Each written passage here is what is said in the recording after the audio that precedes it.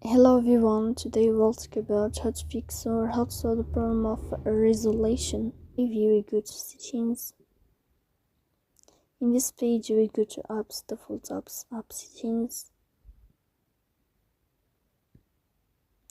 On above you will search about Brave and you will click here. Then this page of app info, you will click on first stop and you will click OK. Here you will enter to the window of storage. Then we click on clear cache. But pay attention, don't click clear data because that can delete your account or can cause errors in your app. In the end, you can turn off your phone and you can wait a moment to restart your phone again. So please don't forget to support us by like and subscribe. See you next time and thank you for your watching.